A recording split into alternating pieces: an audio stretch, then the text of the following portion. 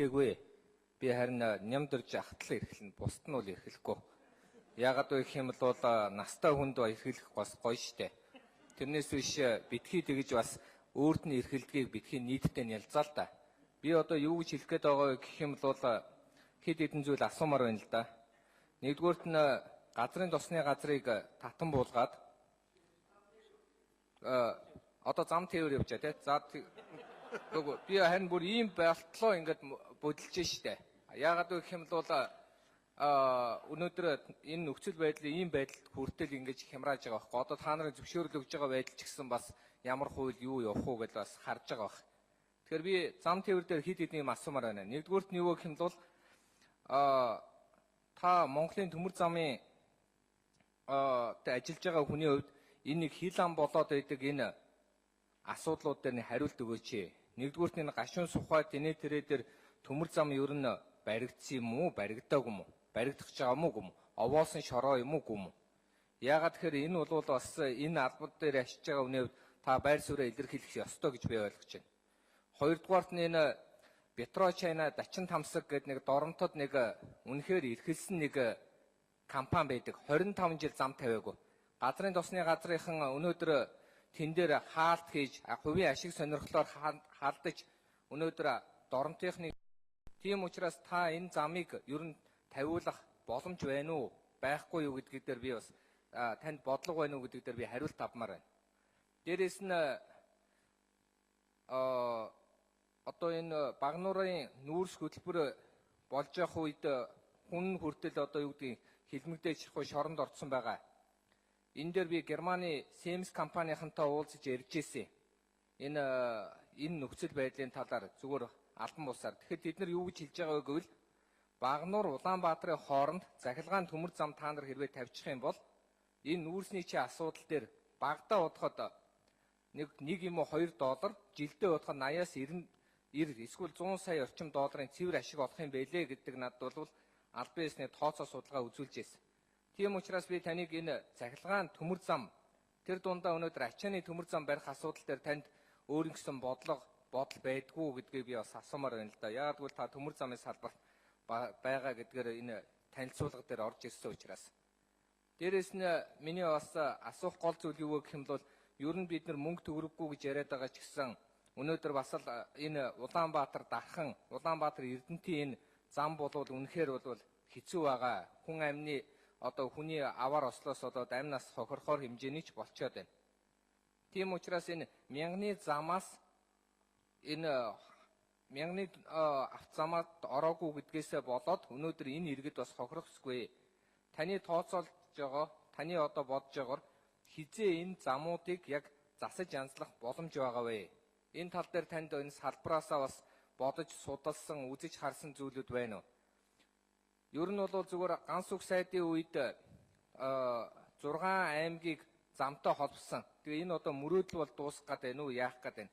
Одоо энэ талаар ер нь цаашид ер нь хин нэгэн юм хийсэн юм байгаа юу гэдгийг би мэдмээр байна л да.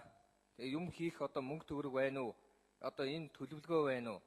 Зам тээврийн яам гэдэг бол өнөөдөр бас маш чухал яам учраас энэ дээр би таныг бас өөрийн гэсэн бодлоготой, зарчимтай энэ дээр бас төсөлтөй орж ирсэн байх гэж үзэж байгаа. Тэгээ та яг энэ хийх ажлынхаа талаар юу бодож орж ирсэн бэ гэдгийг мэдмээр байна. Бас дээрээс нь та Эрдэнэттэй их ойрхон байсан хүн энэ нэг зүйлийг бас маш чухал зүйлийг асуумаар байна. Энэ Эрдэнэтийн 49% одоо энэ асуудал дээр бас таны байр суурийг би мэдмээр байна. Хэдийгээр зам тээврийн яамд байсан ч гэсэн өнөөдөр Эрдэнэт удахгүй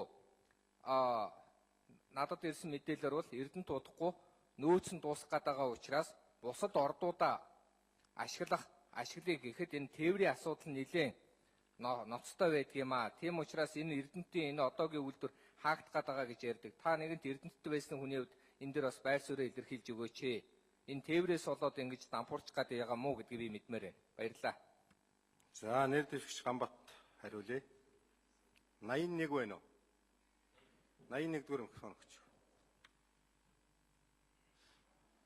За юуны өмнө улсын хурлын гишүүдийн энэ үеийн ороо амар амгалан айлтгая.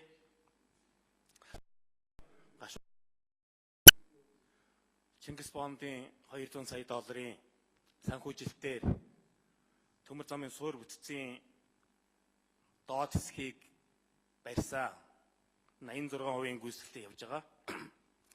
Тэгэхээр энэ бол овоолсон шороо бол биш. Монголд анх удаа 1-р зэргийн ийм төмөр замын ажлыг Монголын төмөр зам компани Energy Resource компаниас хүлээж авч үргэлжлүүлээд явж байгаа юм аа. 2014 онд санхүүжилтгүй улмаас зогссон. За энэ төмөр замыг бол яаралтай эхлүүлж дуусгах зайлшгүй шаардлага гарч байгаа. Ягаад гэвэл үндсэндээ жил гарan энэ зам зогсноос болоод энэ төмөр замын энэ доод далан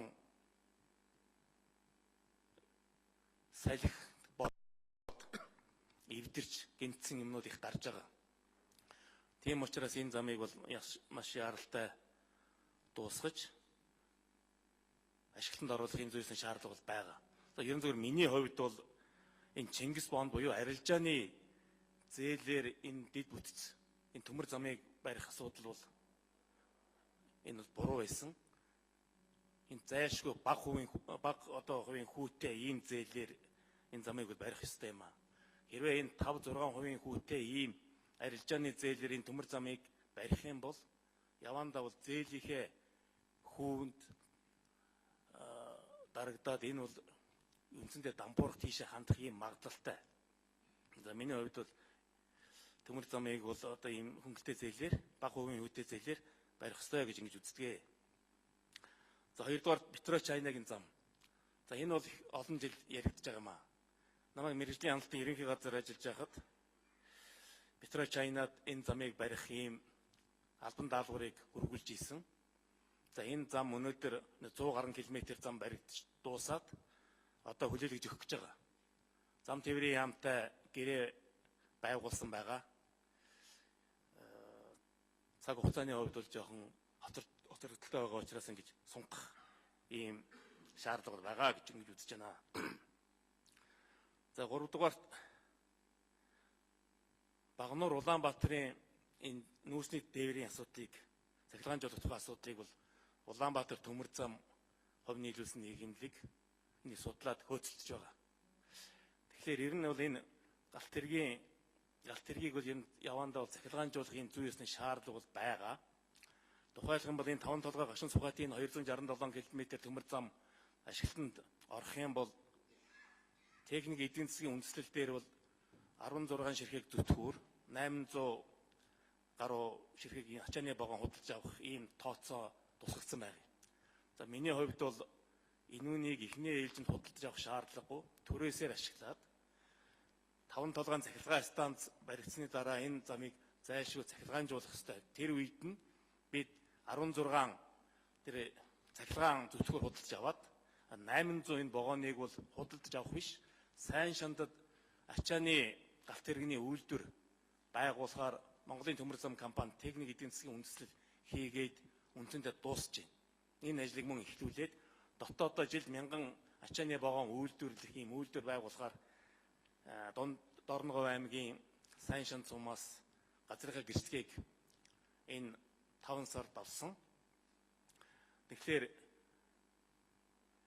энэ Багнуур Улаанбаатарын энэ төмөр замыг цахилгаанжуулснараа бол тээврийн зардлыг бууруулах нь бол үнэ. Яг эхний ээлжинд бол мэдээж цахилгаанжуулахын тулд хөрөнгө оруулалт шаардагдана. Тэгээ явандаа бол тээвэрлэлтийн тонн километрийн өөрийн өртөгөд буурах ийм тооцоо байгаа. Ер нь бол жилд энэ Улаанбаатар төмөр зам бол нэг 6 сая орчим одоо нүүрсийг тээвэрлэдэг. Энэ бол бүгд алдагдaltaй ийм тээвэрлэлтийн тээвэрлэлт байдаг. Тийм учраас энийг цахилгаанжуулах нь бол зүйтэй. Ер нь бол хойштоо бол баг багаар энийг цахилгаанжуулах шаардлагатай гэж үзэж байгаа. За дараагийн асуудал төр Улаанбаатар дархан Улаанбаатар Эрдэнэтийн энэ замын чанарын асуудлыг бас ярьж ашиг байна. Энэ бол за бид бүхэн мэднэ. За 5 минут болсон. За танхимд бас хөгшүүнээс